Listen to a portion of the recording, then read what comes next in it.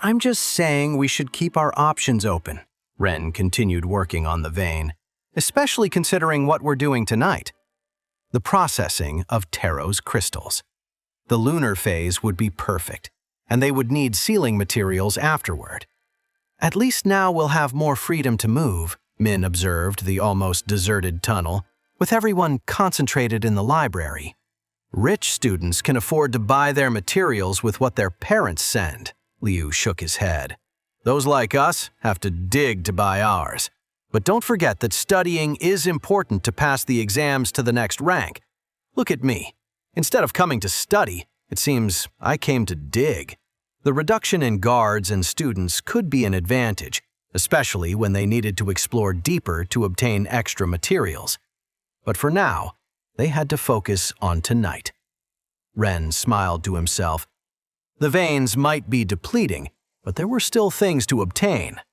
It's almost time, Ren whispered as he rose from his bed. Last training of the day with Lin had been brutal, as always, but this night was too important to rest. It was the moment he had been waiting for. We'll accompany you. Taro was already ready, holding his crystal bag. It's not necessary. You should sleep. I can do it alone. Don't even try. Liu also stood up. You've been bragging about your special method for a month. I won't miss the chance to see if you really know what you're talking about. Min stirred in his bed. I also… A yawn interrupted his protest. I also want… Seconds later, his snores filled the room. That one can't stay awake past 10, like a small child, Liu murmured as they silently left the dormitory. The night air was cool as they headed toward the academy outskirts. Ren guided them to a clearing where trees didn't obstruct the sky view. Here, he decided after studying the area. The moonlight will reach without interference. The sky shone with just over half its moons visible. Ren knew he needed exactly 8. The configuration would change soon. Some would hide in minutes, while others would emerge on the horizon. Help me with this. He spread a long board on the ground. He began methodically examining Taro's crystals. Each piece was studied carefully before being placed or discarded.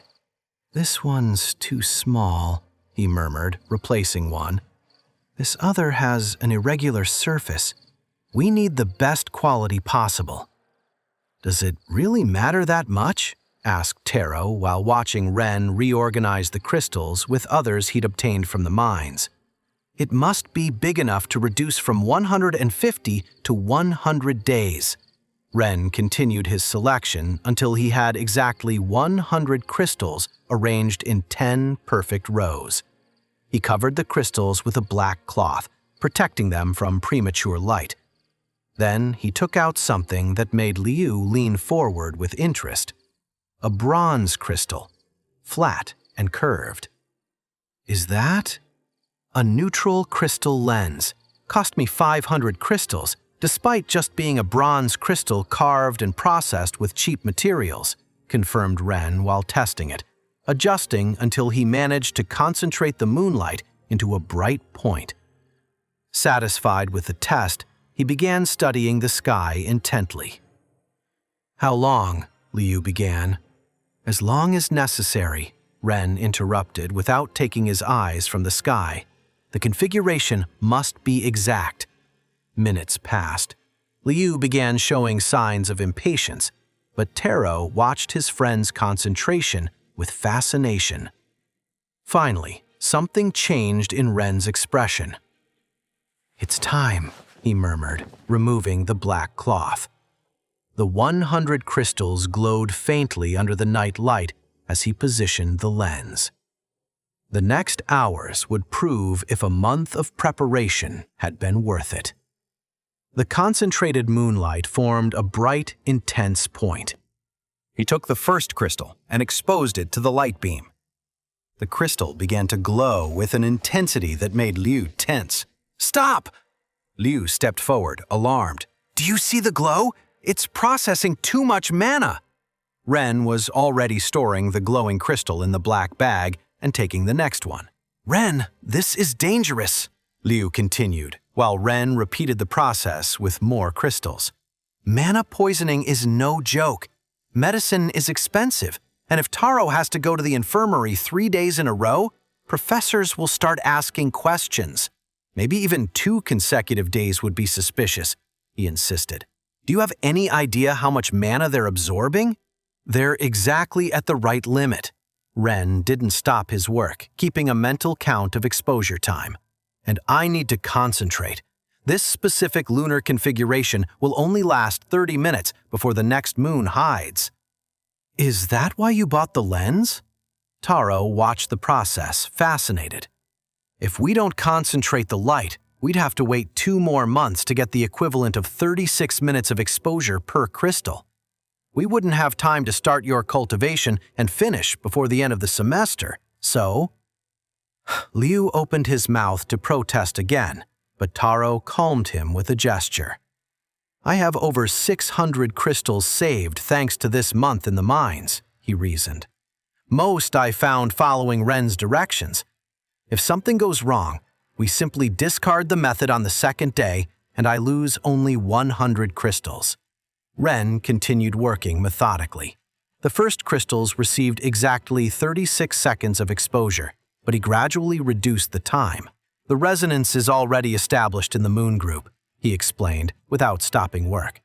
"The next ones need less time because they've been exposed to these same moon's light while waiting, though not concentrated." His movements were precise, each crystal placed exactly at the lens's focal point. The last ones barely needed 6 or 7 seconds of exposure. "How do you know it's enough?"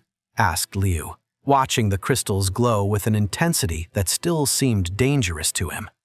"Because—" Ren paused for a moment, considering how much and how to explain. "The absorption patterns are clear when you know what to look for." Finally, the last crystal went into the bag. Ren began collecting the equipment quickly, aware they'd already spent too much time outside the dormitory. "That's all," he announced, securing the bag. "Let's return before someone notices our absence." As they returned through the academy's dark grounds, Liu couldn't stop looking at the bag with evident concern. For him, each crystal there was a time bomb, overcharged with mana and ready to wreak havoc in Taro's system. Taro, for his part, showed more curiosity than concern.